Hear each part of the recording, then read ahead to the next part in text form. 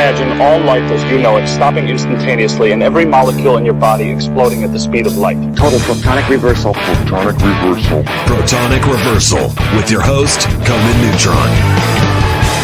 Broadcasting from a secret underground lair in Milwaukee, Wisconsin. A gigantic middle finger to everything that is rock about music, rock and roll, and corporate power. The thing is, though, if you don't laugh, you're going to go on a killing spree with sharpened nails.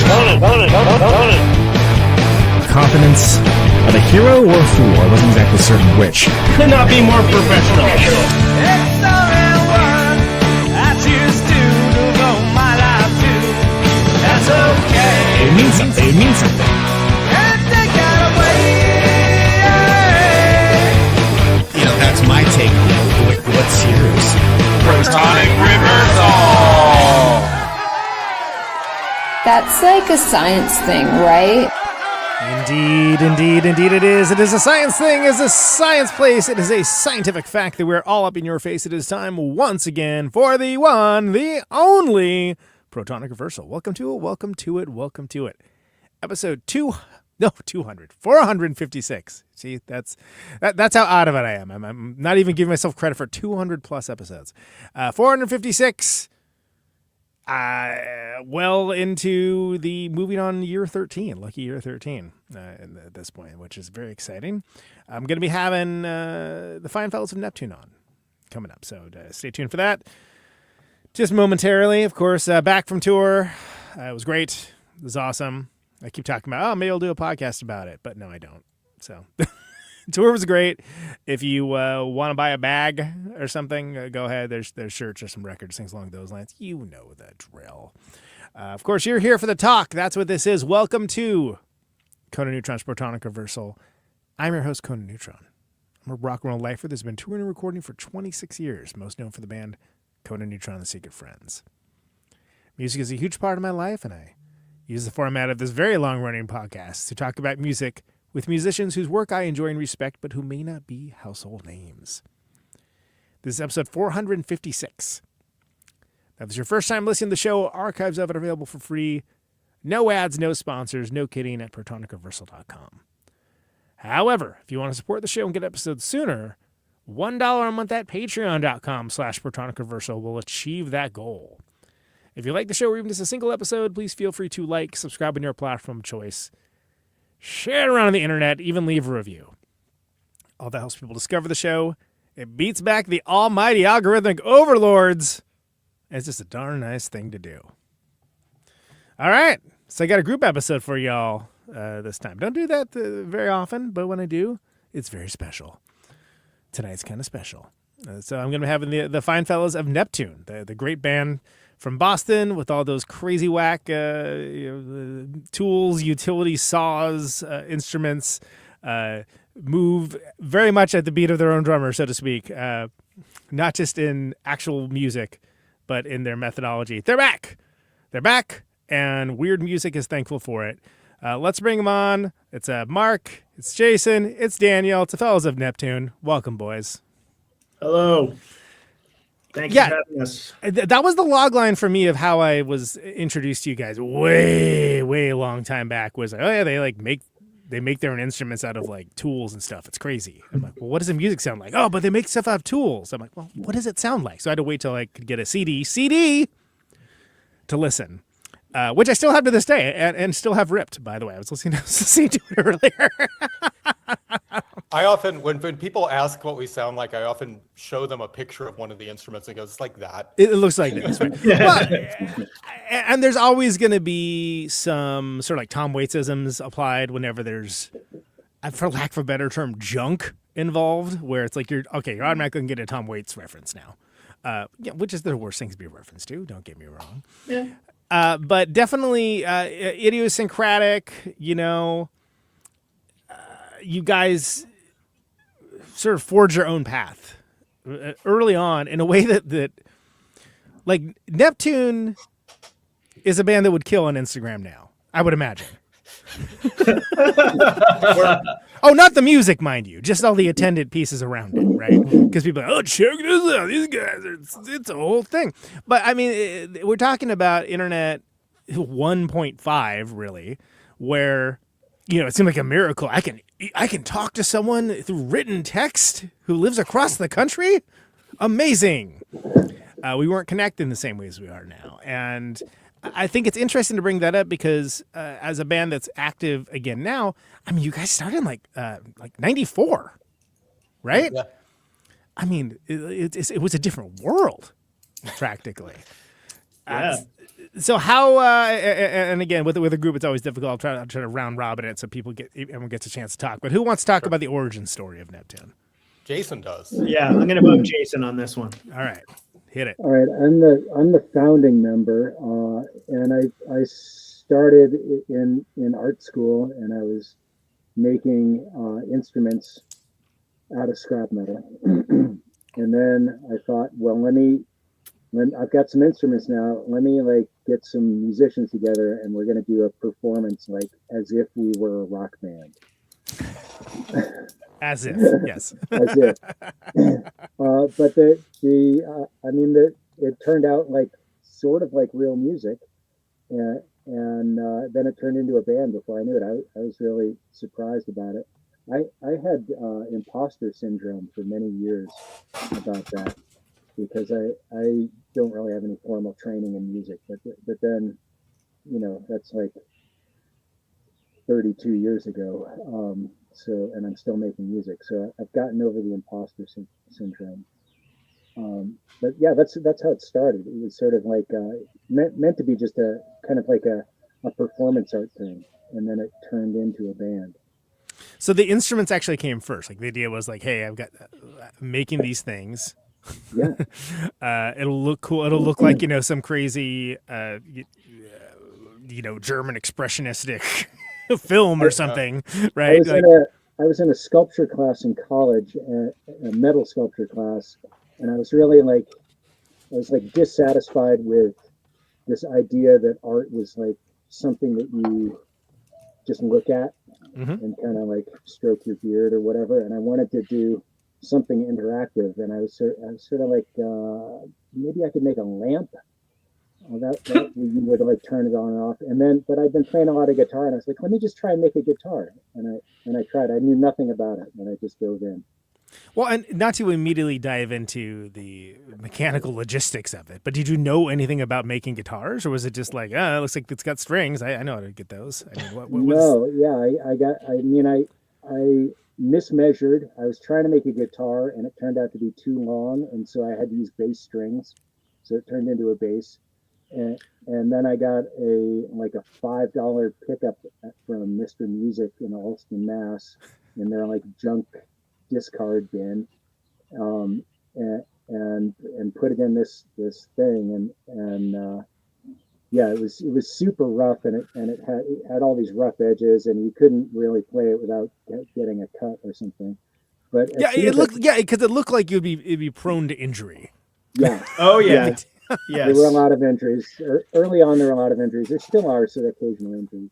Yeah. But as soon as I plugged it in, I was like, oh my gosh, this is so amazing. This is like, I suddenly became fascinated with all the sounds. And the fact that my imperfect craftsmanship meant that many of the tones were like kind of off key or wrong, or that right. There are all these interesting tones that you couldn't just walk into a Guitar Center and get, and that started sort of like an obsession for me with sound. Right, because it's automatically going to be somewhat idiosyncratic just based upon what you're playing it on, right? It's going to be unique, and at least within the world I feel like we're all from, like it's like that's what you want to do. It used to be like if you sound like another band, you get clowned on, and for good reason, because it was annoying. Like there's already a band that does that. Don't do that. The early guitars he's referring to too are like they were so sharp you could like slice bread with them. I mean, I don't think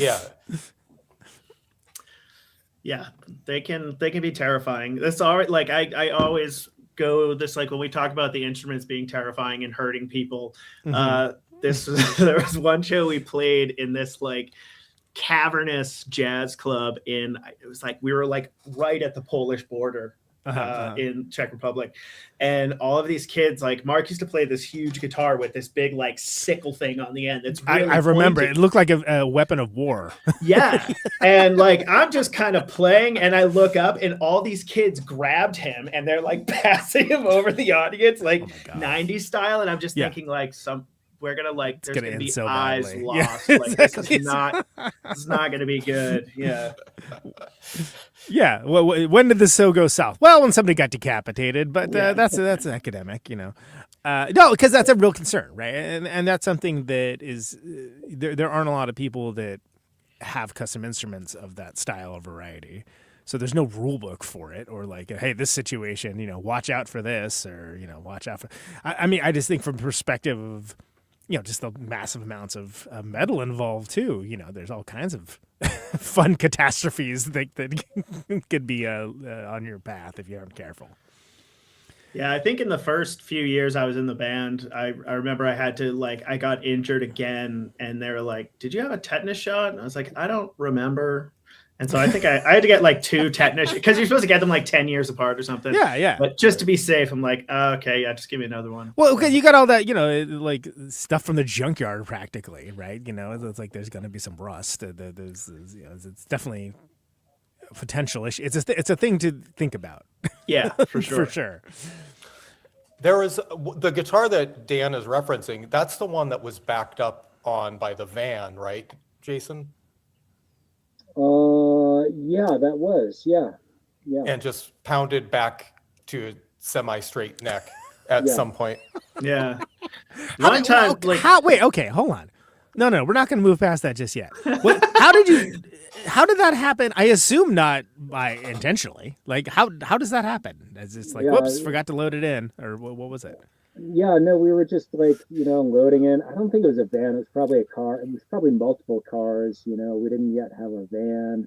And so a couple guys had cars and just leaning instruments all over and putting them here and there.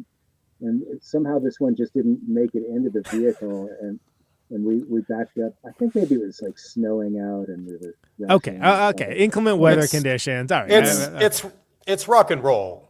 Yeah. Okay, fair enough. But it's metal, so that I was able to knock it back out with like it's hammer. I'll sort it right out. Yeah, it actually played better once that had happened.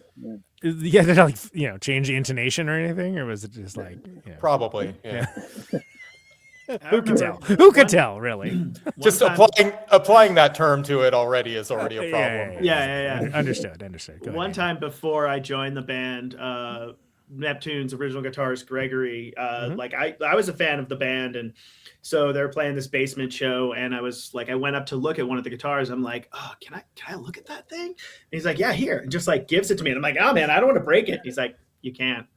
Good luck. It's metal. Yeah, it's like, you're not breaking it. So I'm like, all right, cool. Well, yeah, I mean, I play an electrical guitar company guitar, like it's a custom. It's all aluminum, moved down from like one piece. I've had it for years. People that have never seen it before are like, oh, I'm afraid. I was like, no, don't worry about it.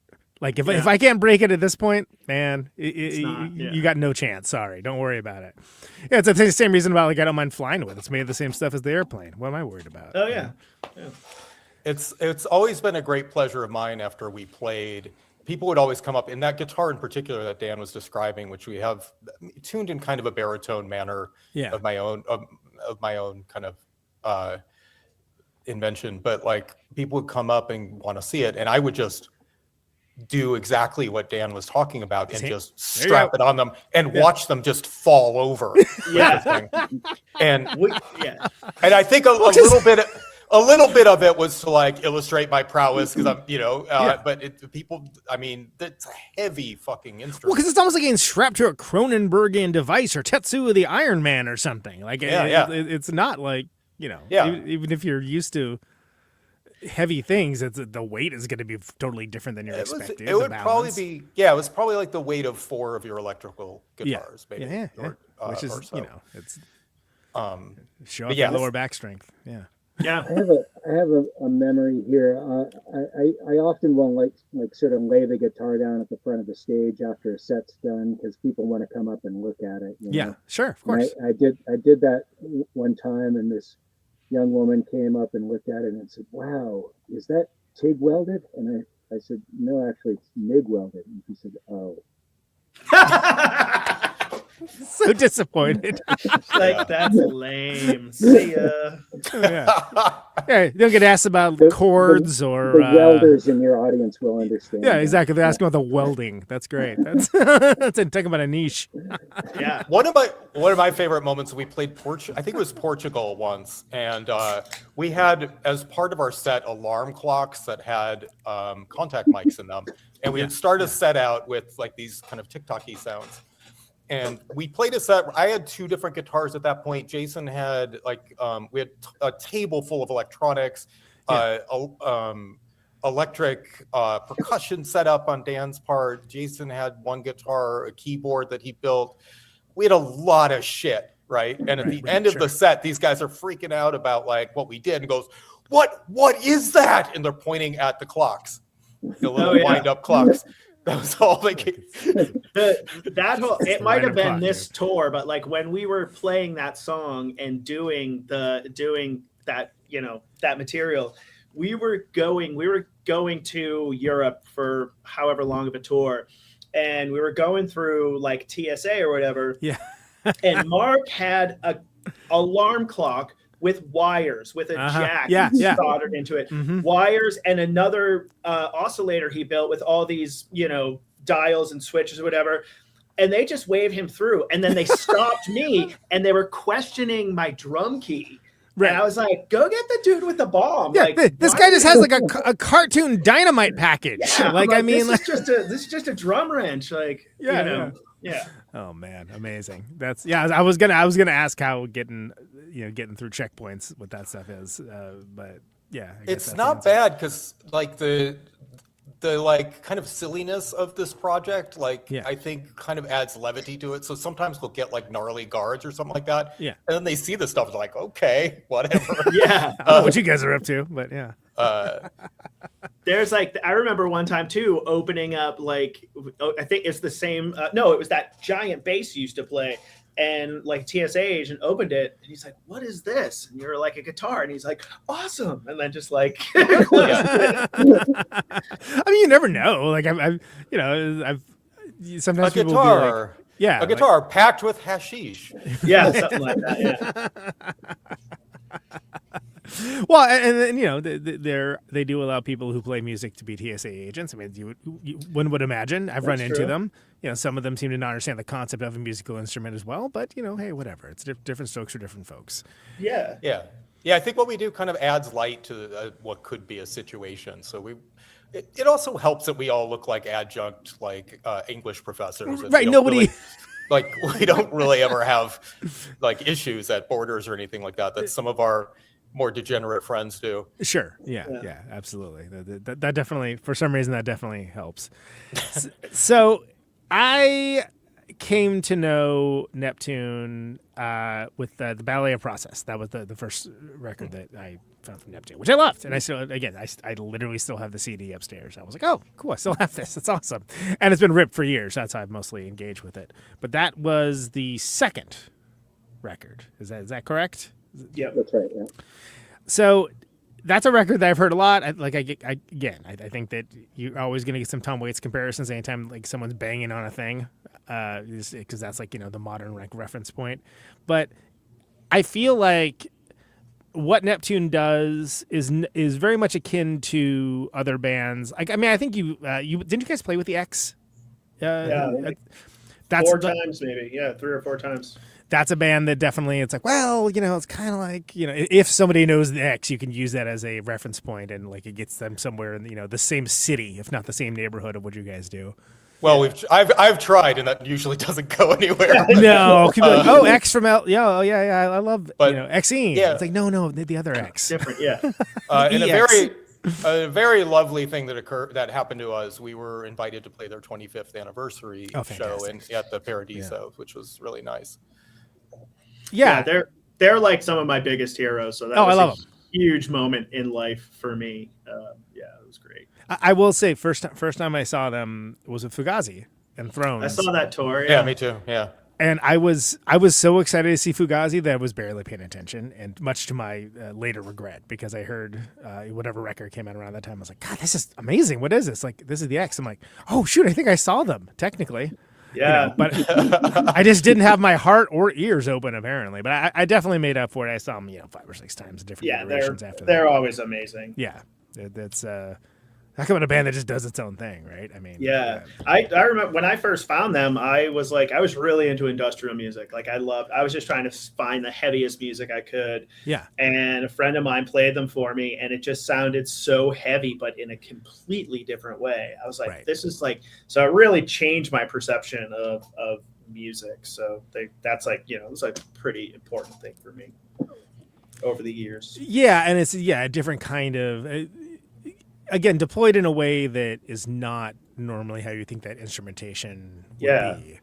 Yeah. Because it's like not everything has to be throbbing gristle, peace and love. Right, yeah. I mean, it was like I saw like another one of my favorite related bands is Dog-Faced Hermans, and I saw them, and Andy would play the guitar with a wire brush, or he would put what looked like the top of a coffee can, like a metal coffee can. Yeah. And he would put it in the strings and then bang different parts, and it would be percussive but also like melodic, and that was just like, whoa, it was like totally mind blowing to me. Yeah, and I feel like there's a lot of that sort of methodology, if not put in the same way, certainly shared by Neptune with the way you guys put things together, where it's like, oh, you're just like, it's the Fred Frith-isms of it all, and other avant-garde players and things along those lines. But again, even more idiosyncratic because the instrumentation is literally like one of a kind. Like nothing sounds like it at all. We get compared to This Heat a lot. In our, in the post. Since people now know what that is, yeah. But one of my favorite moments though is we were on tour once, and I was playing one of their records in the van. Yeah. And Jason goes, "Oh yeah, we should finish that song." I mean, hey, yeah, why not? Yeah. I was actually more offended that he thought I would listen to us in the van. That's great. That's hilarious. Conan, we got to send you some newer stuff. I will take care of that. I would. Well, I would love to hear it because I thought about that today. I was like, don't they have a new record? And I was like, well, where is it? And then I was like, oh, I don't have it. It's coming out. I haven't heard it. I sent you a link to it, I think, but it's coming out on the 5th, on June 5th. So okay, did you? Maybe over a month. That might be a me problem then. Sorry, I'm a little spacey lately. I get it. Same. Yeah. So, but I think this is cool. So it's as of like 2020 or so that you guys are back at it, right? Yeah. How did that come to pass? It was just like, it's time. Boys, it's time to start clanking again. Is that what we'll do? Is that how it went? Yeah, I was feeling like not very achy, and I'm like, maybe we should start. No, I'll let Mark tell this story. It was kind of like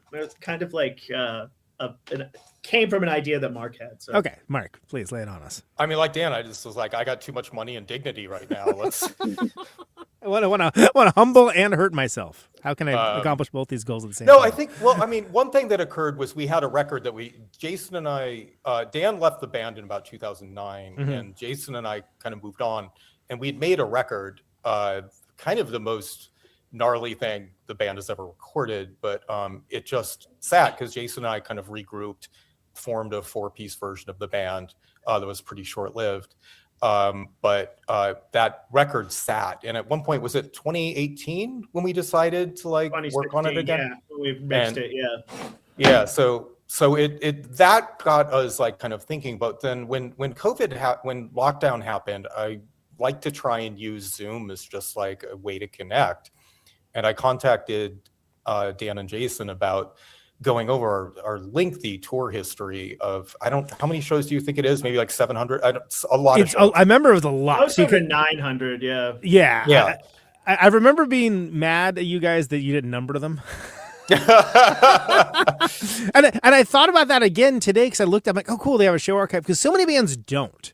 Yeah. And I always, I've actually, with all my bands, I've always kept just here's, show number 55 was this, show number 200 was that.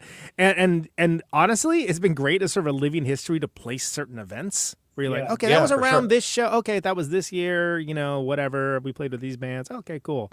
Yeah. And I'm surprised more bands don't do that, frankly. That's what I had in mind when it was mostly kind of just to connect with Jason and Dan and just see what we remembered. Because what did you remember from these? Yeah, I wanted to remember that time, and sometimes a little memory that somebody else will have can kind of bring it all back.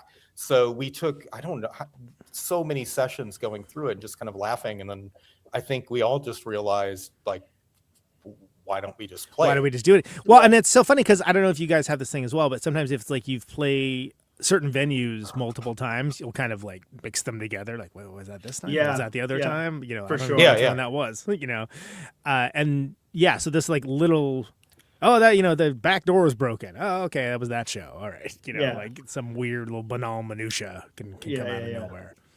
Dan remembers all the food we ate, and Jason remembers anything that goes wrong with the car. Yeah. Fantastic. Everyone's got their skill Everyone set. has their thing. Right, exactly.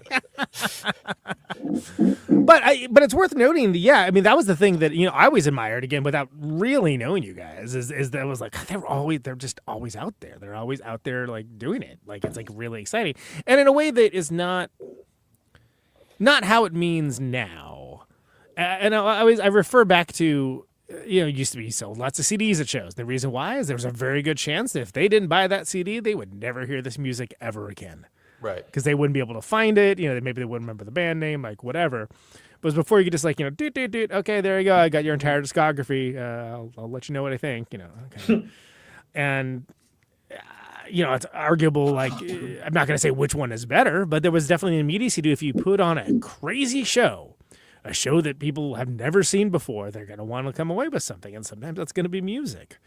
Yeah. And therefore, that led to, we're not going to call it living necessarily, but it would, make something sustainable, or at least ideally not breaking even now and again, which you can continue doing, moving towards the next thing. And that's my long-winded way of saying it. It seems like that's what you guys did a lot of, especially in that 2002 to 2005, that era. I just feel like you guys were constantly doing it. Yeah. 2006, we did 120 shows, I think. Yeah. It did so that averages out to a show every 3 days. Yeah. Yeah. That was an intense year. Yeah. We did a US tour, recorded another album, and then immediately went to Europe for 2 months. Yeah. Yeah. So it was it was 6 weeks in the US. We got home. We played 3 shows in Boston while writing and recording an EP, and then just went for 2 months in the UK and Europe.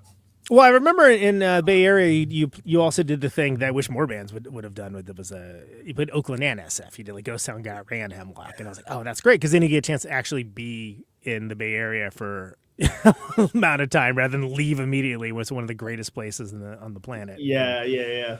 But I was always looking at guys' tour dates, wow, they're just they're going for it.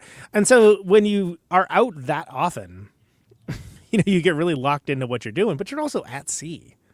Yeah. And I think it's sort of, I characterize it as that because it's the affairs of the mortal world kind of fade away a little bit. You lose touch with certain things, news events doesn't, especially back then, that didn't travel as quickly as they did normally. That's a lot of time together. And it is. Yeah, it is. How did that work out? Great. Good. I mean, we've 3 of us get along very well. I mean, there's always, being in a band is like a relationship, you know how that goes. But I mean, I think we all really love doing what we do together because, we get along so well. So it's, it was great. It is great. At sea is a really great way to characterize that, a long tour. I think that's very accurate. I've actually just been rereading the Odyssey, and it really resonates. Yeah, some tours are definitely Odyssey-like in their nature, for sure. Not the same person when you come back. Yeah, I've seen bands that are like Ship of Theseus, if you know what I mean. Anyway, moving on. Yeah, so there's a lot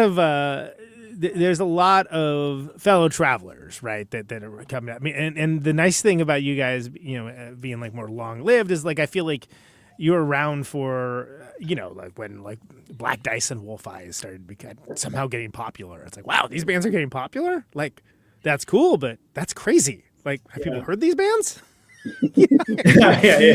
Pleasant surprise. Like, just like Battles has a hit? Really? Yeah. Wow. How? I mean, peace and love on that too. But I feel like there are like these kinds of moments where stuff gets not necessarily in the zeitgeist, but there's moments of opportunity. I'm thinking back to like when Gang of Four, suddenly everyone's like, God, Gang of Four was great. And then everyone's like, oh, let's rip them off shamelessly. Okay, great.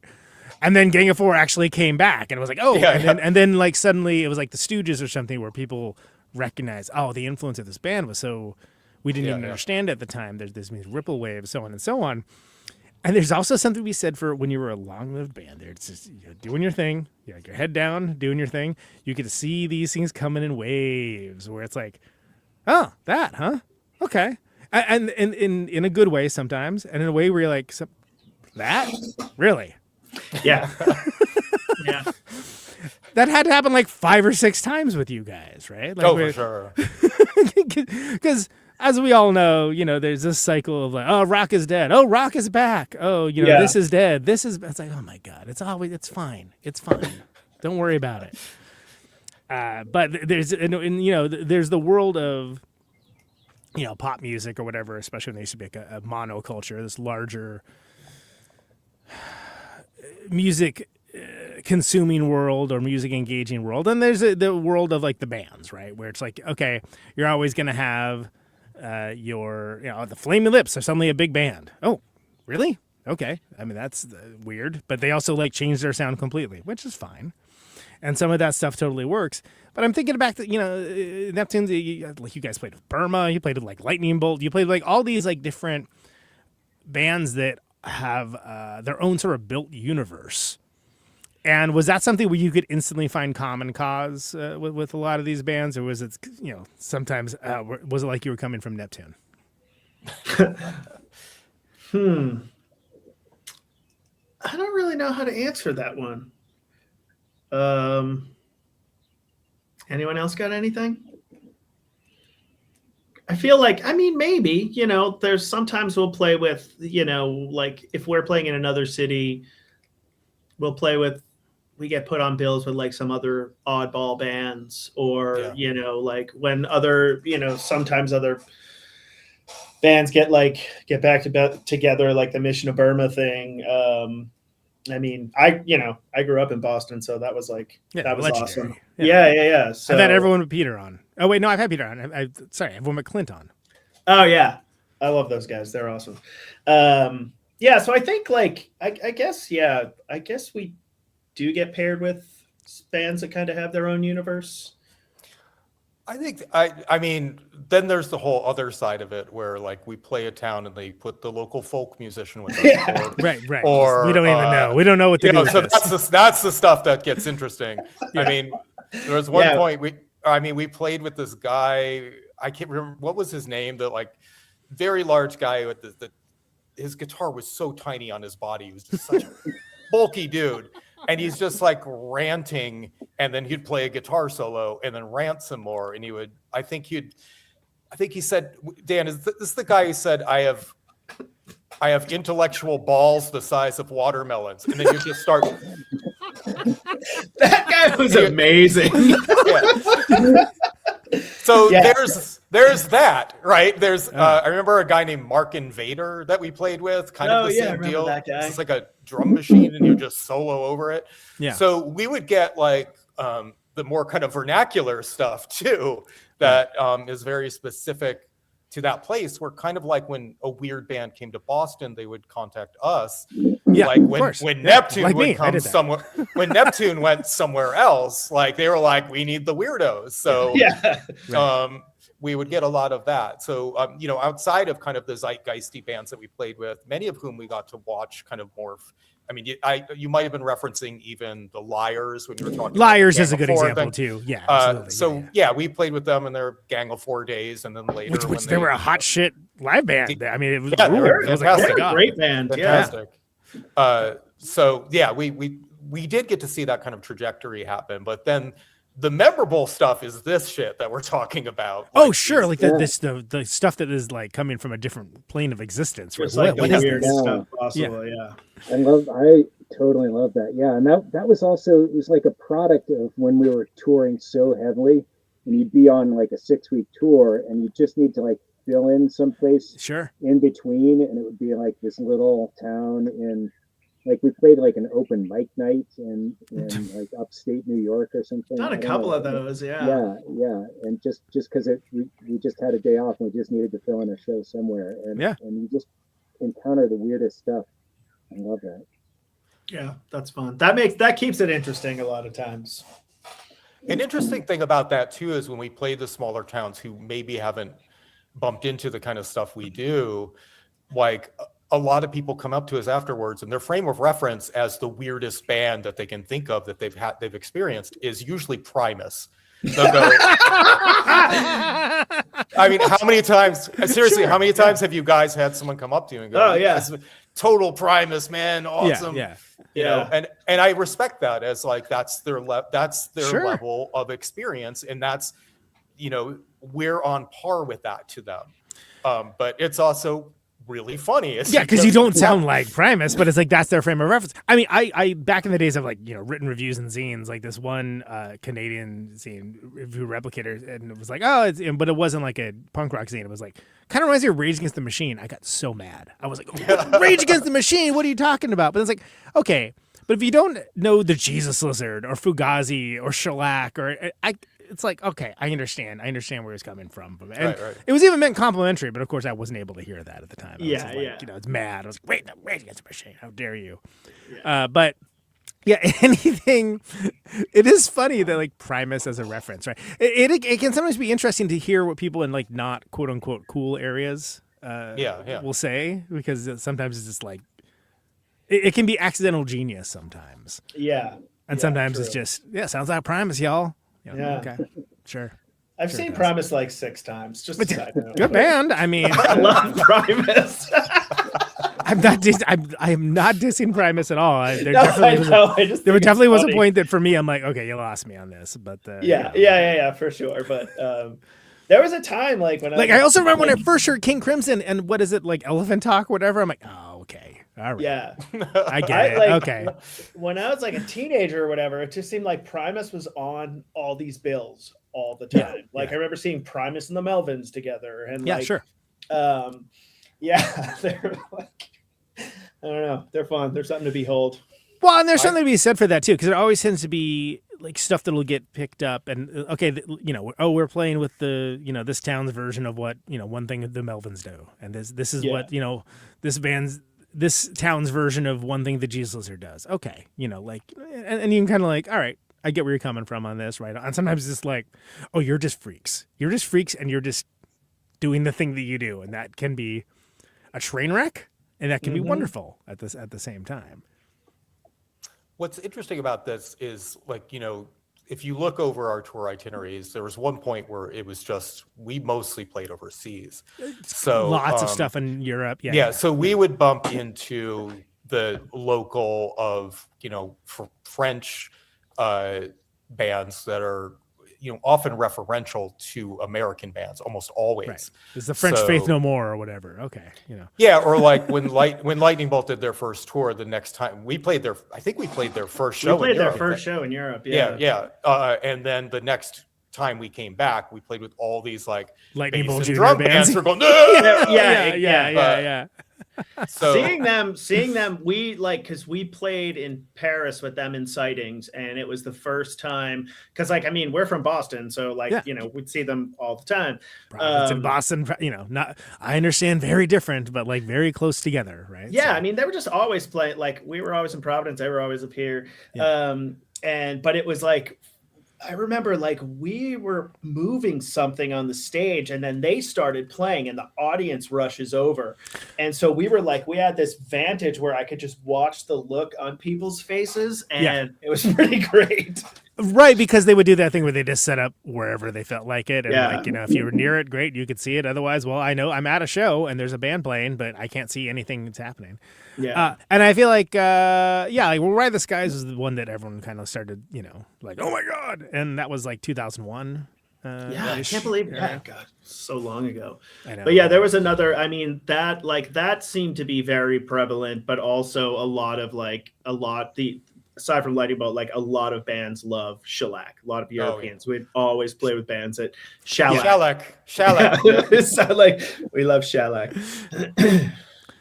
Right, and that can be, you know, that can be adorable, and that can be like, you know, interesting, and that can be annoying depending on what your mood is. Where it's like, all right, buy a new record, you know. Yeah. Exactly. Here's a gift card to the record store. Yeah, exactly. Can I suggest a few? I mean, it's interesting seeing it filtered through the, you know, European lens, though. Right. But like one area that I really like, I think we all appreciate, is Bordeaux, because there's a conservatory in town, music conservatory, and then there's a bunch of local weirdos, and they all get together and make these very unique to that region's music. Sure.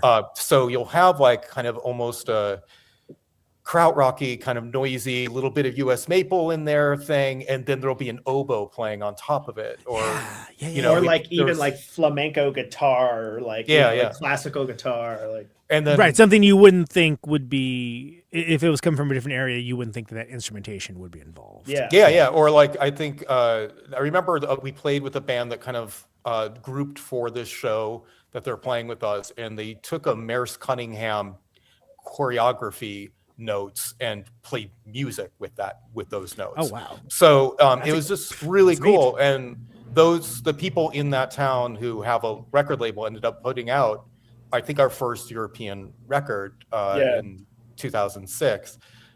So it just kind of went from there. But like that was a really inspiring scene to kind of go down and see. That's something like how you said, like, you know, bands having their own universe. One thing I'm really grateful for is, like, you know, having toured around, it is really cool to see these other universes, like to go see like that universe somewhere else. And it's like, how do more people not know this? You know, like it's like so amazing. Yeah. But that's like you're the away team in Star Trek, where you're like, oh wow, that's like what are these guys up to?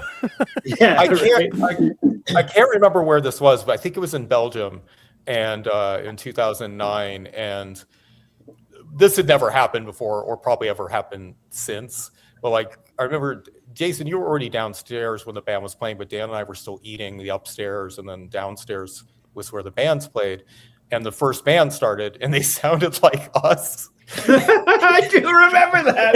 And Dan and I went down. We're like, "Oh, these guys sound cool." And then we realized they were like influenced by what we did. So it was exciting. That's cool. Pretty neat to see us break through like that. They also cleared the room, and everyone left. True inheritors of the crown. Exactly. Well, and just and when you're in like places that like art collectives or places that value artistic expression and uniqueness and so on, that's one thing. But when you're just, you know, rolling up with all your crazy unique stuff and you're just dealing with like indifferent sound man A who just doesn't want to be there, I mean, it has to be some challenges as far as that, especially when you're, you know, Neptune is not Tool or Primus or whatever, right? Like, you're not universally known, so it's there has to be a whole different level of challenge involved sometimes when dealing with people that are not prepared for what it is you're about to do, I would imagine. Yeah. Sure. Yeah. I mean, they're usually pretty respectful, and they realize that we're doing something different. You know, they can tell right away as soon as we open that guitar case that this is like, they need to pay attention a little more. I feel like we've had generally good experiences with sound people. Yeah, I think. Yeah, I mean, there are times when people kind of accepted as like, oh, this could be a cool challenge. Or we've also had times where, you know, the sound person wasn't so psyched about it, you know, and like didn't really maybe put a lot of effort in, you know. So yeah, I mean, definitely had experiences on either side of that. Yeah, indifference sort of being the real enemy rather than hostility, where it's just like, okay, I don't care enough about this to put in an effort. Well, when the dB limit in a place is like 98 or something like that, and your drummer happens to play 105 on his own, that's not true. That's speculation. That lies. The meter was lying, but yeah, that's I usually over the past few years, I usually tell sound people before we get started, hey, some things are going to be really loud. They're supposed to be that way. Right, because they're not going to know if they're not familiar, right? Yeah, right. They're not going to have any frame of reference. It'll sound like a mistake, but like most of what we do sounds like a mistake. But like all clanking intentional. Yeah. No. I mean, because there are. I mean, in the new set of songs. You know, there's one song where I hit an amplified saw blade that just overtakes the whole band, and that's what we're doing. It's part of the composition. It isn't out of control experiment gone awry. Yeah. Well, it's that too, but like both things can be true. That's fine. Yeah. Exactly. Yeah. I think people have been appreciative of that, though. You know, because I think that's definitely helpful. I mean, a lot of times, sound people just get the shit end of the stick, and people are kind of not great to them. I'm not even supposed to be here today. Okay. Yeah. No, I've seen some people get treated pretty badly. So I think like if you know, I think it's good to kind of like reach out a little bit. I think in general we tend to be pretty grateful for being wherever we are, and we tend to have a pretty good experience. I mean, yeah. Well, a good attitude goes a long way, and that's what I feel like some people don't seem to understand that lesson. Where it's like, okay, but if you come in hot at someone, like it's not ever going to get better. Like they're not, you know, people are not there to take abuse. It's like it doesn't matter what kind of day you had; it could have been the worst in the world. There's still time to treat people with respect. Yeah, I remember a show at the Middle East in Cambridge. I don't know, it was like probably in the 90s, and I remember it was like I don't know why I was at this show. It was like a hardcore band or like some other, or like, I don't know, just like a heavier band. And the singer kept yelling at the sound guy, and he unplugged the microphone and threw it at him and hit him. Wow. And I was just like, whoa, okay, lesson in what never to do. It was just, I was like, man, you look like such an ass. Like that was just nobody's on your side. You understand that, right? Yeah, it's a Goofus and Gallant. Remember Highlights magazine? Anyway. Oh, yeah. That's Goofus, by the way. In case anyone was wondering, that was not Gallant at all. Well, I only bring it up just because again, the logistics involved with being Neptune, with having these unique instruments, and you know, you're making music that connects with people, but it isn't.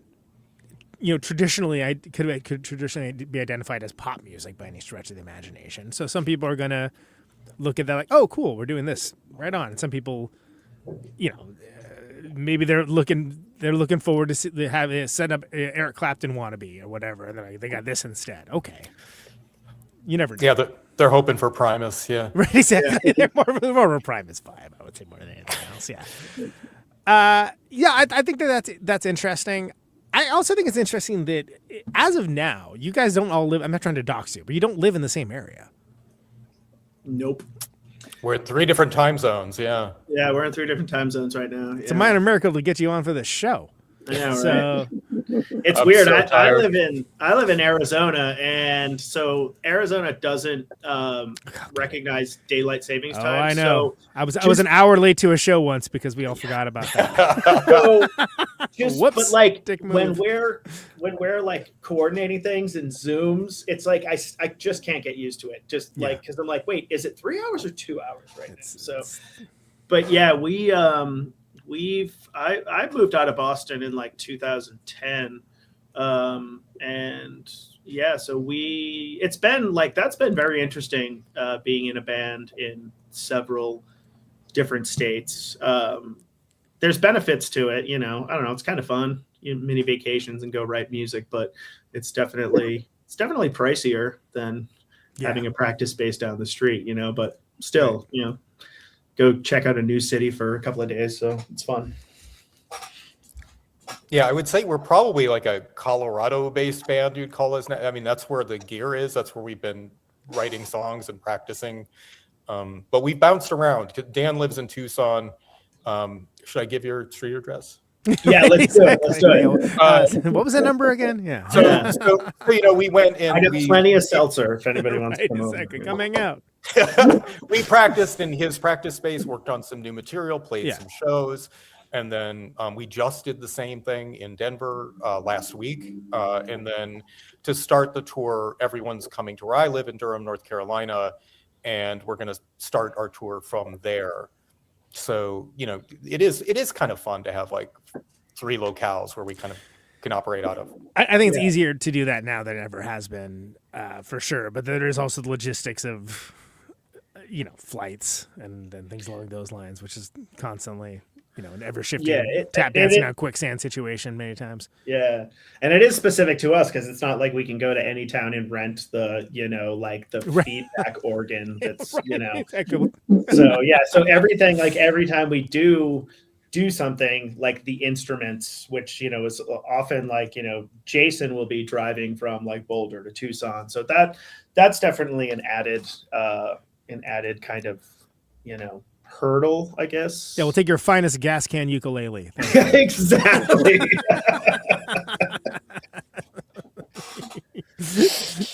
Yeah, it's unique.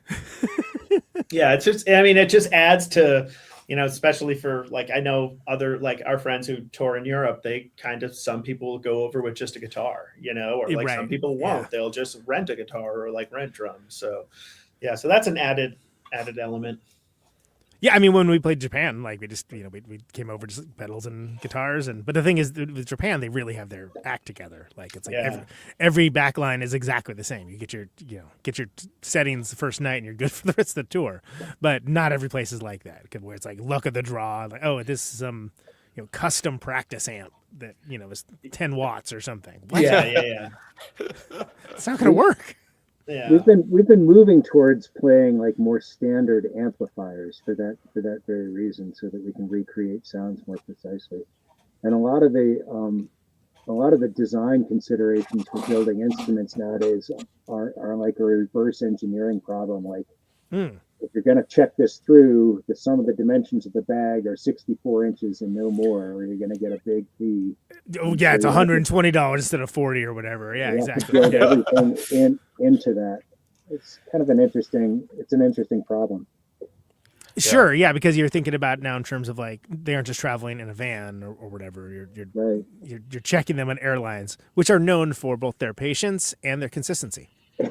Yeah, exactly. Yeah, totally. Yeah. We were a little naive when we first went overseas in 2004. Jason brought your like Randall combo amplifier in a flight case that was probably I forgot about that. Wow. And it got rejected. I mean, they didn't let us put it on. Yeah. And we had to pivot once we got to Amsterdam, but tried. So it's been a long learning. It's been a long learning lesson. Well, then, because it's also, and it depends on, and sometimes when you're expected or someone's excited about doing the show, then you can just be like, hey, we need these things, and you'll get something that's like, as close to that as they can get or whatever. And sometimes it's apparently just a roll of the dice. Yeah. It's like, this is what we got, huh? All right, I guess we'll make this work. And, that can be fun. And that can be harrowing, and maybe in the same set. Who knows? Yeah. But do you find that so with this iteration of the band, you're taking all these experiences with you? It's become easier to kind of plug and play, so to speak? No.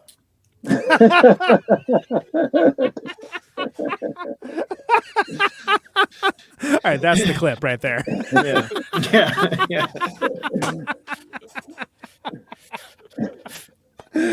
Fair enough. All right, fair enough. Yeah. No, we're not just. Well, at this point, we're not just plugging in guitars. We're plugging in. Take all your crazy We have amplified drums, electronic, Yeah. amplified circular saw blades. We have percussion. We have Jason plays an instrument called the feedback organ that can be temperamental. There's a lot to consider. Totally fixed. I totally fixed it. Yeah, Conan, we'll let you know how that goes. I mean, I think that we all have amplified drums now, and the drums actually they have guitar pickups in them, and so we can run effects and they run through amps and they sound great. They're like these huge drums. Sure. But it's also like every space is really different, and they can be very touchy in terms of feedback. Right, like they're depending on the sound and timbre of the room, it could be a wildly different experience. Yeah. Well, the amp, the drum heads themselves will feed back. Oh man! In the pitch of the drum itself. Surprise! Which it's cool conceptually, but but if you're trying to like do a thing, then when it's not what you want, it's not. But so. I think we do this to ourselves. In that one case, all distortions not intentional. Yeah.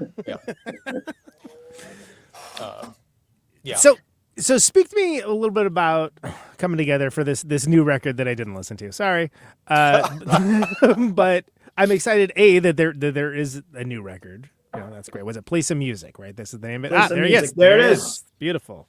There it is. Beautiful. How did this all come to pass?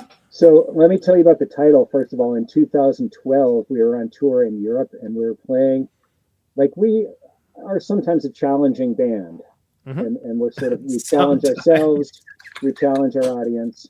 I think we were in Belgium, and we were playing like a really, from an audience perspective, a really difficult, like kind of slow, bass-heavy song, like really plodding and slow moving and kind of quiet also.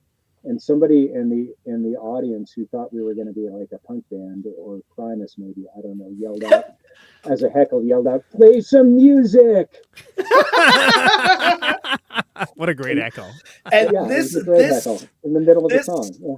This was the easiest record to name because there have been like every record where like hemming and hawing back and forth. What's the name going to be? And Jason brought it up, and we were like, "Yes, that's the name of the record." That's pretty so great. easy. Well, and then you got a great story too. That when people like me ask you about it, you can just bust that one loose, and that's great. That's hilarious. Who's gonna be mad at that? Yeah. Great. It also kind of harkens back to like old like 60s records or something too. It's like Neptune plays some music. Yeah, right. Exactly. Exactly. Yeah. I remember I had maybe someone listening to like the portable record player with like the gramophone thing there. Yeah. I remember when I was in like 7th grade, I had this compact disc called Peter Gabriel Plays Live, and I had a friend who goes, "Does he?" It was just like, I hope people say that about Play Some Music. Like, do they? Yeah. That would be awesome. That would be great. A lot of things with this record. So as we were going through, the pandemic, talking about touring stuff, and decided we should do this again. We booked a tour where we relearned songs from pretty much almost every era of Neptune. And we weren't really sure how things were going to go, Right. And it was awesome. It was like some of my favorite shows. And so I think the experience was so good. I feel like a lot of us were like, well, let's keep doing it. Let's make some new music. So that's a lot of where that's where like the inspiration came to get together and make something new. Yeah, man. Why not? Bust loose the oscillators and the amplified saw blades, and let's go. Yeah, let's do it. Yeah.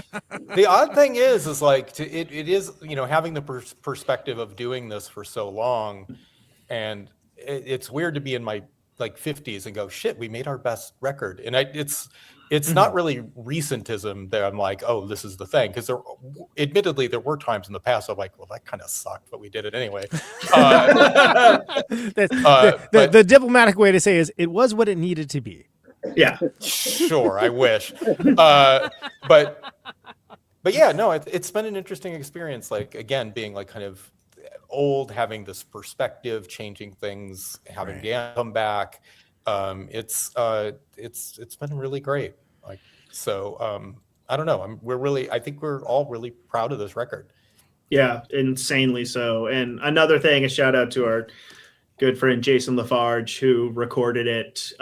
We recorded it at his studio, Caesar's Palace in New York, and he's like, we've known him for years, and I feel like he just really nailed our sound and just captured it so well. So it's my favorite, like it's some of my favorite stuff we've written, but it's definitely like just how it's captured is very close to what it sounds like to me. So that's great. That's a big factor in it as well. Yeah.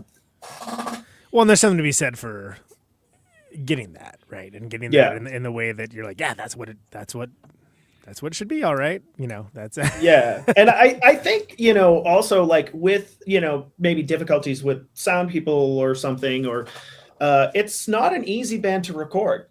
Yeah. I don't think, you know, so there's it's like, you know, definitely a challenge, but yeah, this one came out great.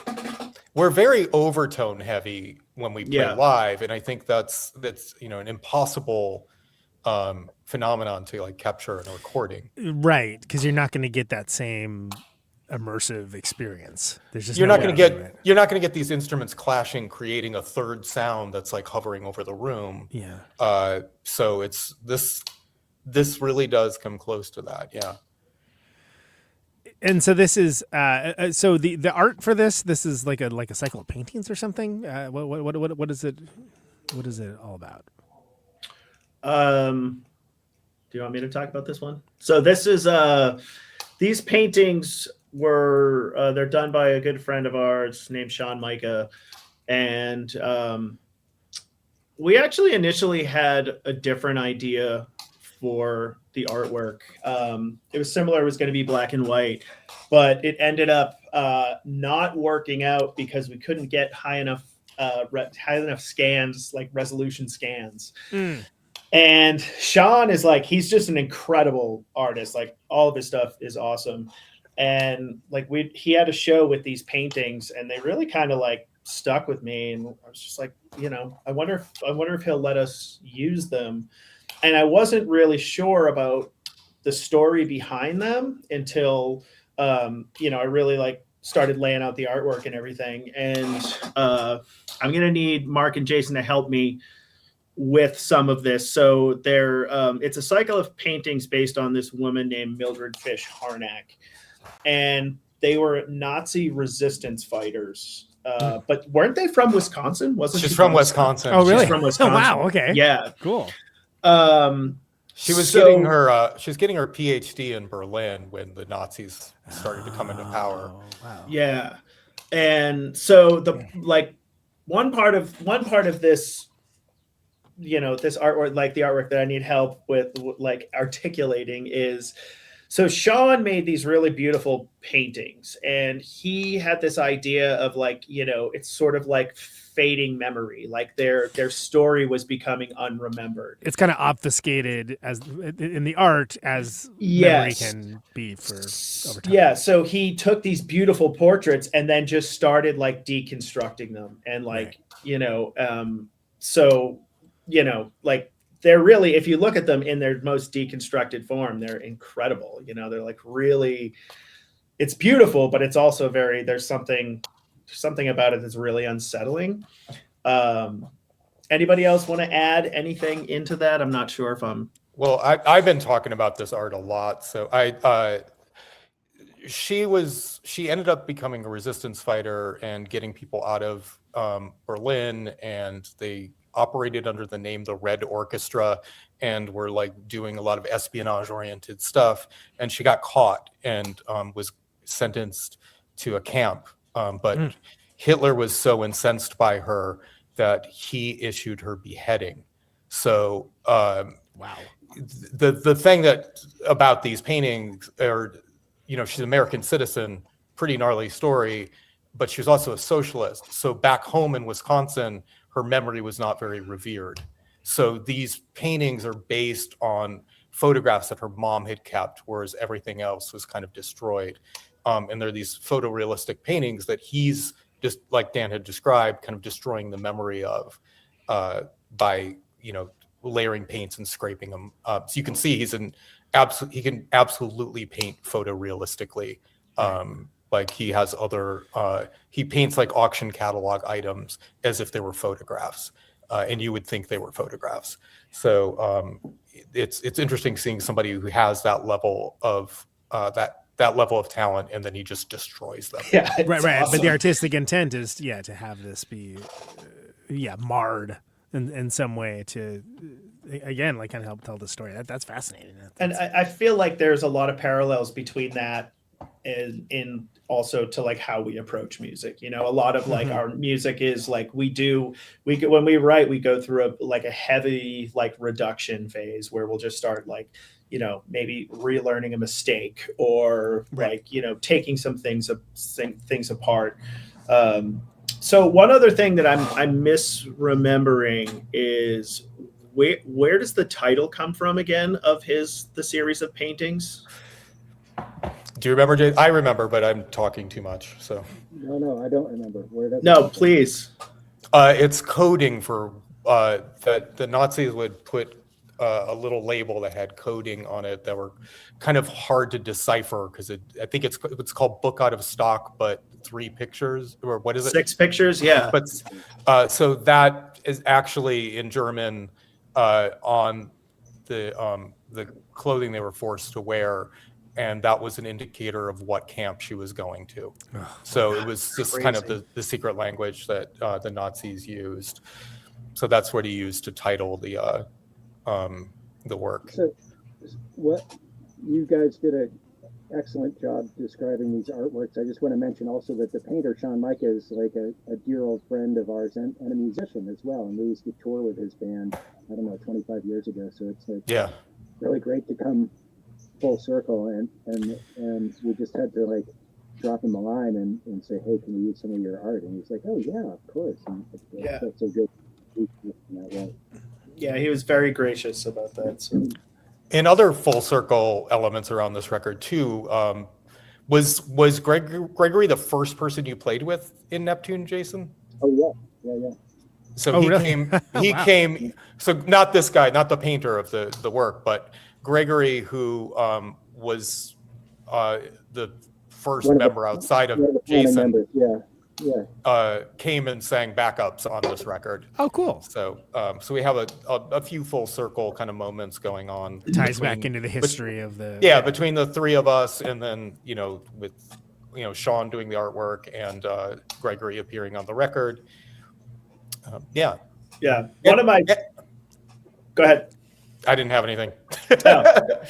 I was gonna say one of my favorite things about being involved in Neptune is like there is this whole extended family of the band, and like we're all friends and whatnot, and like it's just like it's kind of cool that people come back, like even if it's not something that's very visual or like out front. It's like there's we're always talking to these people. Or I did this like whole archiving project for our website like 2 summers ago, and it was great. It's just like go hang out with like older members of the band and just like talk, hear like their experiences and whatnot. So that's really a cool element about it. Yeah, absolutely. That's you get a wide swath, right? Yeah, it's fascinating. Well, and it's how did it come to be with Sleeping Giant? Jason. That's well, I knew Mike from, let's see, he was on tour with his band Opening Bell in like 2013 or 14, and I played a couple shows with them, and just met him then, and he mentioned his label at that point, and said that he was into the kind of stuff that I did, and so I filed that, and then like 14 years later I was like, hey Mike, it's time. yeah one of those shows that Neptune played with Opening Bell, that band Opening Bell stayed at my house. I was living in Providence, at the time, and I really liked Mike. He's a really easy guy to get along with. So it seemed to make sense. Yeah, I met him at Caterwall a few years back. It seemed like a good dude. I mean, I knew him from reputation. Just like, who's this guy? He's putting in all this like multi-cult and overcalc and hands up. Who wants to die? Like, it's like, who is this guy? Yeah, his label's awesome. So yeah, he's a good guy. And furthermore, he was more than willing to do a gatefold record, which we've never done before. A printed inner sleeve, which we've never done before. Vinyl, right? And then there's no title information on the cover, so it has checking to be all the boxes. So it has to be stickered too on top of it. Right. There's all the things that cost a lot of money that are artistic decisions. Right. Yeah, you got it all. There's no text on the spine. It's just like a fuck. It's just a fuck you record. And he's just like, I'm so happy this is the last Neptune record on my label. It's great. It's such a relief. No, but it's the artistic statement that you're trying to make, and he's. If you look at the stuff he's put out, it's not like that's outside the realm of what stuff he's doing. People are gonna be artsy. He obviously cares. Yeah, he really does care. And, a big part of the reason we wanted to do a gatefold, I mean, we just wanted to do it just because we're all like record nerds, right? But is we really wanted to like showcase a bunch of Sean's paintings, just have it it's pretty kind arresting. of also tell like a visual story. So, it was awesome that Mike was, willing to do all that. So, well, and it's, you're in a position where it's a band that it may not be the biggest band in the world, but it means a lot for the people it means a lot to. And so therefore you want to present it in the way that you want to present it and not have to compromise with some lesser version of what you want it to be. Yeah. Like, why would you at this point, true, right? I mean, why would you?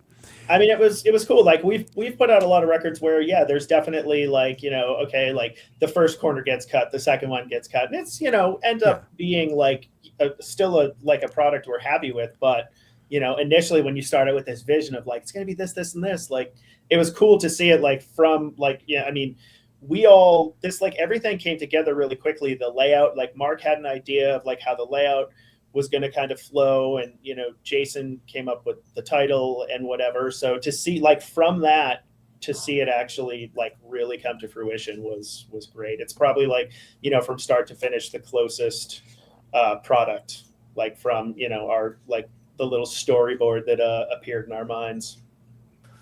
Also, an unsung kind of hero on this record too is James Plotkin, who did the mastering. And yes, when you get a record mastered and you get it back and it just like it sounds like an alien, it's alien to you, like all of a sudden. This isn't what I remember it being. yeah. This was just like, holy shit, this is record's better. He really put in, like, he really seemed like he put in a lot of effort and actually really cared about it too. So big shout out to him. Yeah, it's amazing what can happen when somebody gives a damn about the thing they're doing. Weird how that works. And just how important mastering is in general. Mastering is very important. Always will go to war for mastering. Like people that try to discount it, I'm like, have you ever worked with a good master engineer though? It definitely makes a difference. We have a good friend we've been working with for like, I don't know, 25 years. Our friend Scott Craggs, and he's a mastering engineer. And I still I understand mastering for the most part. I have a good idea, but I remember like we did this record called Patterns, actually just turned 20 this year. And I remember I asked if we could go to the studio. I was just curious just to see what he did. And I remember he was like A-B'ing something, and he's like, do you hear that? You hear that difference? I'm like, no, I have no idea what you're talking about. Like, not at all, but cool. Yeah, go for it. So mastering's interesting. It is a bit of wizardry and a bit of science at the same time. Yeah, for sure. Ours required some science. We had some bass phasing going on with all the drums and their, because you have both the mic drums and the amplified drums, right? So it creates problems. So he was really great at what he did with that. Yeah, that's good. Well, again, it's good to have somebody that really is going to be that detail oriented with this kind of thing. Yeah, can't wait to hear it. I mean, I figured, like, whatever. Like, I've heard plenty of you guys' stuff over the years. It wasn't like I was coming in blind. Or anything, It was like, Yeah. I doubt there's any ska numbers on this one. Maybe there are. I don't know. Maybe it all sounds like Primus. There is. It's mostly a ska record. Yeah. It's this genre we invented called ska. So it's like ska goth. Yeah. Ska. Yeah. Can you think of like more two incongruent things put together? Goth and ska. It's kind of perfect for this band. I mean, maybe we should try it. Exactly. Carve yourselves a new niche. Yeah. Well, if you want to be disappointed in us live, we will be in Milwaukee in about a month or so. Well, yeah, that's great. I was actually just going to bring up the tour dates. So that's a good professional segue. I can't be disappointed in you live though, because people are going to be disappointed in me live in Boston. Hilariously on the same day. I forgot you're playing Boston on that day. When you're out here, I forgot. We're out there. So yeah. We'll do it eventually. We need to play together. I would love that. That'd be awesome. Yeah. I mean, would have made way more sense with Replicator, but we can still do it. We have the know-how. We have the technology. So you are going to be out again at the time of this recording, June 10th to June 28th. So the vast majority of June. Got Atlanta, Athens, Winston-Salem, Chapel Hill, Richmond, Washington, D.C., Baltimore, Philadelphia, Brooklyn, Providence, Boston, Worcester, Buffalo, Cleveland, Indianapolis, Chicago, Milwaukee, Iowa City, Minneapolis. So people can go see Neptune on tour. I think you're playing Hi-Fi and Carl at MK Ultra, which is actually that place is cool. It's a newer joint. Good vibe there. It looks cool. Yeah. One of my favorite, if I had a Hi-Fi moments, is when we talk about this. We played at the Tornado Steakhouse. Is that what it's called? Tornado Steakhouse in Madison. Yeah. Do you know what that is? And the guitarist picked up a potato off the ground, took a bite of it, and threw it. It was the most like ridiculously rock and roll / anti-rock and roll thing I've ever seen. They were. Oh, go ahead. Oh, I still message these guys. I was just messing them about this, like. And then at one point, out of nowhere, there was a curtain behind them, and it opens, and someone in a Gumby suit just comes out and starts sweeping the stage. I forgot about that. So, I'm like, you guys, that stayed with me. That was great. Those were one of the first band friends that we had when I started touring off the West Coast. Is we set up shows with Hi-Fi. They played San Francisco and Oakland, and we played, I think, Milwaukee and Madison. I can't remember exactly, but they were like in that, again, that early internet sort of, sending messages in bottles over the sea to each other. Actually, Josh from Hi-Fi was the co-host on this show for about a year back when. Which was crazy to think about, but anyway, good. Yeah, we played with them a good number of times back in the day. They're great guys. They're really funny. Still around, still kicking, still making music, still good. Love it. That's the fun part of this tour is we will kind of experience those sorts of things. We're playing with a very important band to Dan called Pipe out here. I love them. We're playing with Nonagon in Chicago. I was in a proto version of that band with Tony really? And John. How funny. Nonagon are on Protons and Electrons, a split single series for Conan, Neutron, The Secret Friends. They're on one of those. Oh, wow. So I have that record. Yeah. I have a little bit of a little museum of nerdism. In the 90s, when I was living in Boston, a guy I was playing with went to college in North Carolina, and he gave me a Pipe CD. And their first one, Ball Peen. It's like 6 songs. It's 15 minutes. It's awesome. And I saw them twice in the 90s in Boston, and I still have both of their set lists. Oh, that's awesome. Look at that. I have them on my desk because I was just I was scanning them to show Ron, their singer. But that's so great. Yeah, that band is awesome. I'm psyched to be playing with them. Well, and that's the nice thing about being a long-lived band, act, whatever you want to call it, is that if you do make connections with people, some of them stick around and continue to make music. Yeah. And then you can kind of catch up in a very interesting way. Yeah.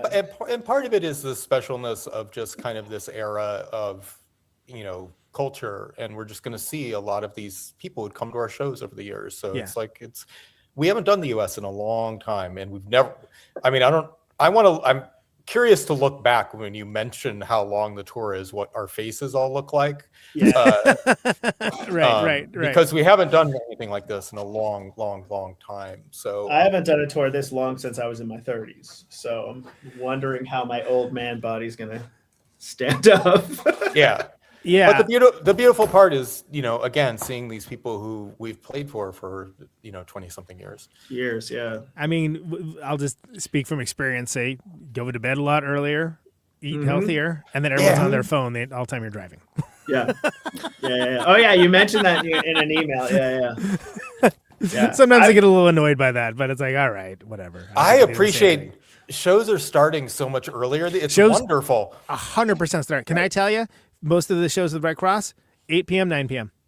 I bands, realized, shared backline. Yeah, I realized how old I was like 2 years ago. I went to see Unsane here, and I texted my husband, and I was like, this is awesome. It's like 9:15, and they're into their fourth song. I'm going to be home really soon. Spencer ain't getting any younger either, Yeah. They were actually, side note, it was one of the best shows I've seen. Oh, they were so absolutely kill it. Yeah. I'm all about it.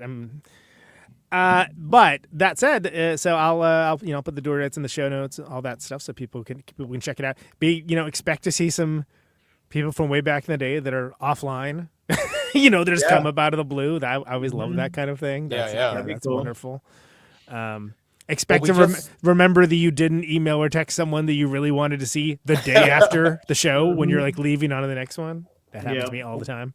Yeah. We just saw a old friend now who first saw the band when she was 16 years old. She came to our show on Saturday, and she's now 42 with a kid. Yeah. So strange. Yeah, there's that too. Yeah. It's like, oh, okay.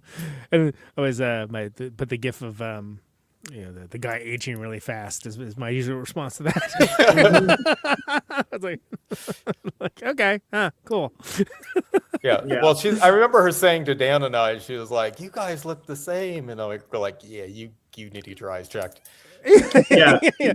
That's adorable of you to say, but that is not true. Yeah, it's like that is definitely not true. Yeah. Well, fellas, thanks so much for coming on the show. It's been a pleasure having you. Thank you so much for having us. Appreciate it. Yeah. I'm excited to hear the record. Yeah, I'll make sure I'll get you some stuff. I'll make sure you get some stuff. I'm excited to not see you on this tour. Cool. Yeah, have fun in Boston. Yeah, it should be good. Should be good. I'm looking forward to it. But yeah, I hope all the shows are great. I have no doubt that you will bring it in the very specific Neptune way that people either don't know to expect or have come to expect, one or the other. So last thing, we're going to go round robin with this because the last thing that I ever ask on the show, it's the only can question. It's pretty easy. Or is it? But it's why do you do what you do? Jason, you go first. Yeah. I love it. It's all I know how to do. Is that enough? That's fine. You can choose to interpret it however you like. It's okay. Mark, how about you? Because it's opened my world more than I ever would have imagined. Daniel. Kind of same. I mean, echo what they'll say, but yeah, it's just, I don't know, music kind of saved my life when I was younger, and I just love it. And yeah, it's just, I don't know, it really gives me purpose and joy. So yeah. Oh, and all the cash we make. Sure. Yeah, and all the you should, like, you can't see it, but I just have stacks of money back You're here. Sitting on a stack of cash. I am right now. Yeah. Fellas, thank you so much. Safe Thank you travels so out much. there. Yeah, and All right. See you down the line. All right. Hope to see you soon. All right, take care.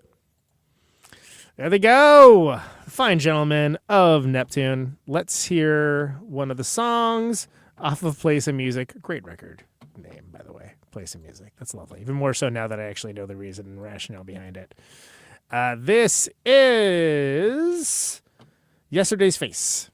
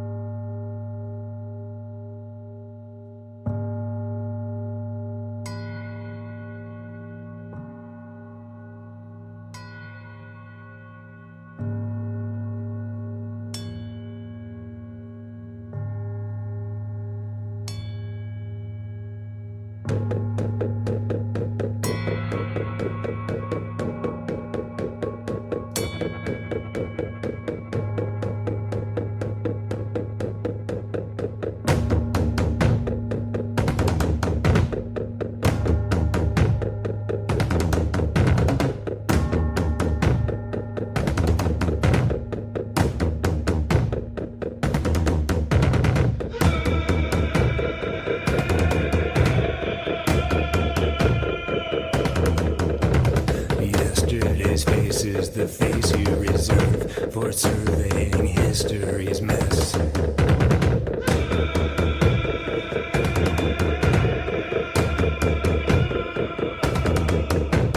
Yesterday's lips are the best that can serve when you're channeling speech from beyond.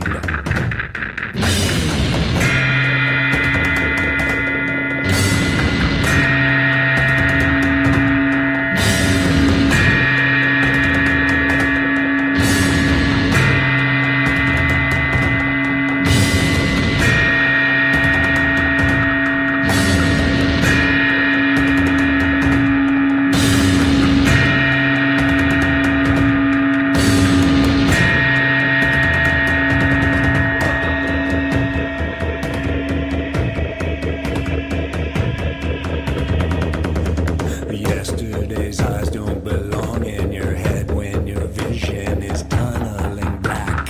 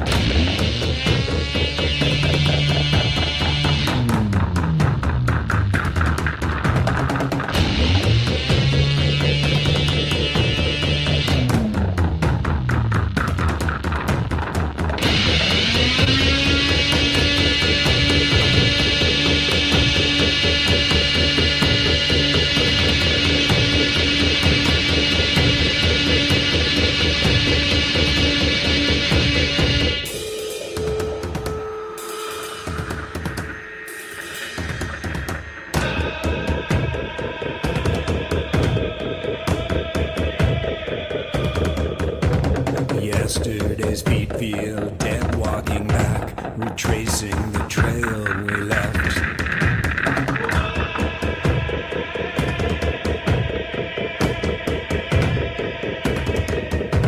Yesterday's hands turn their nail beds black, digging a grave for so long.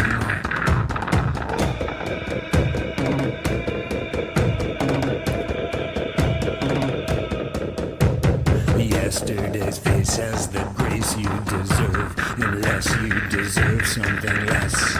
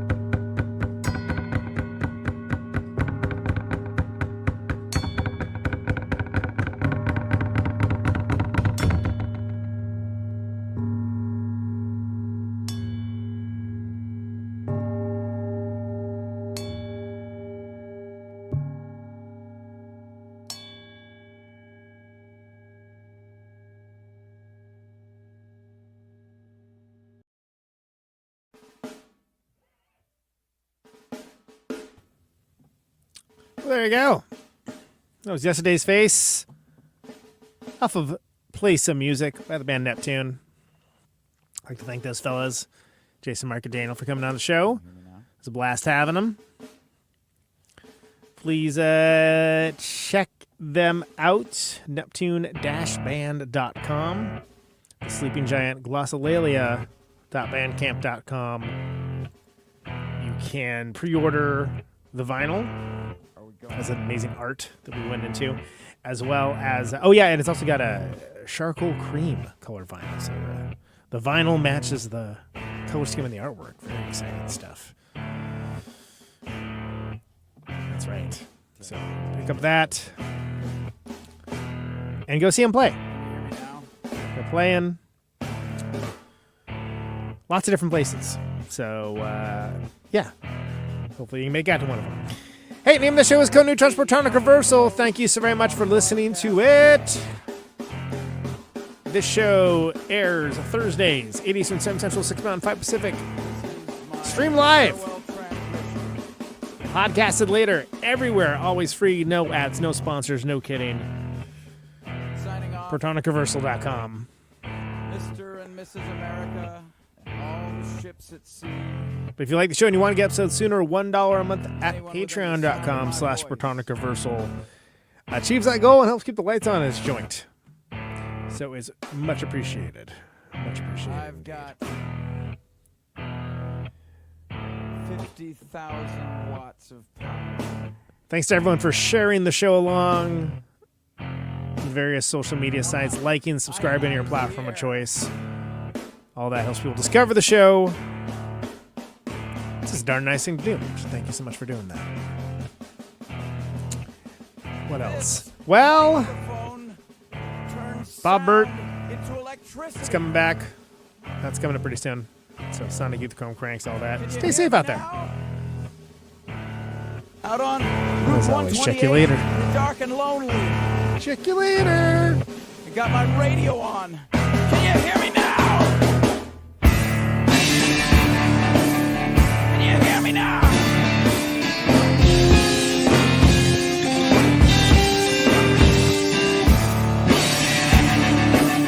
Can you hear me now? Can you hear me now?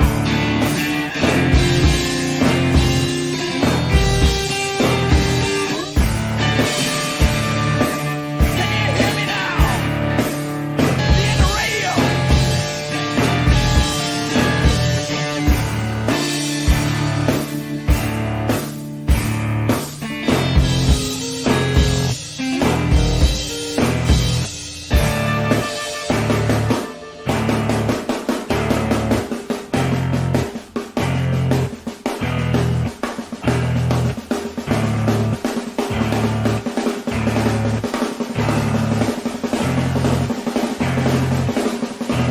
And that snare drum and that drum roll means we've got a winner.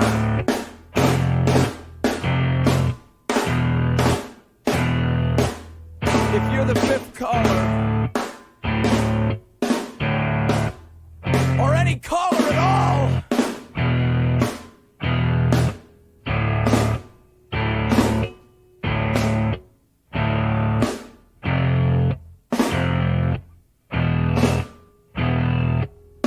welcome to my top 10.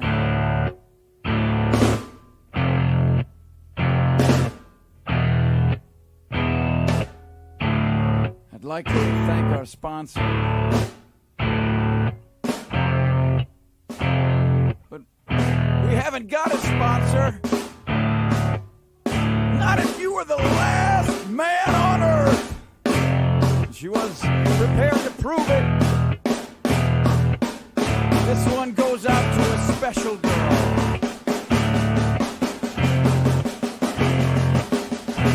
But there is no special girl.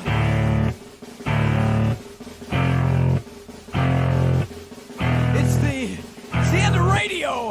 The last announcer plays the last record. The last what? Leaves the transmitter. Circles the globe in search of a listener. Can you hear me now? Can you hear me now?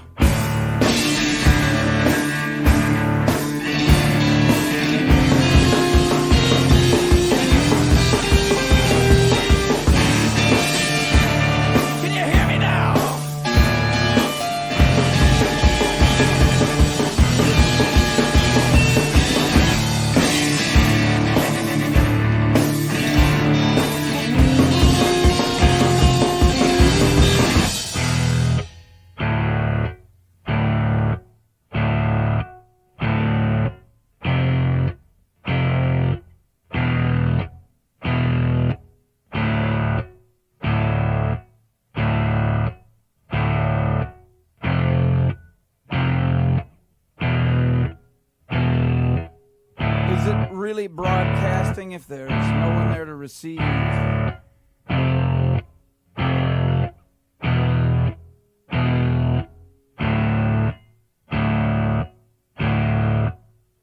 the end of radio. As we come to the close of our broadcast day,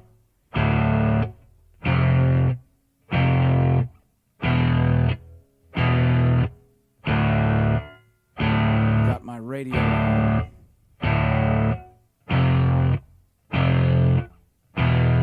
Can you hear me now?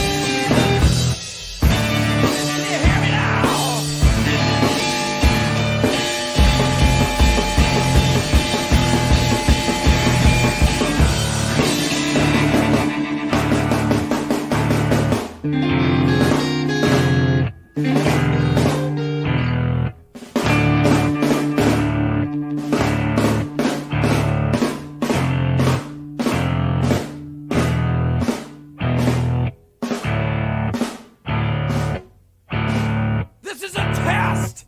If this had been a real emergency, hey, hey!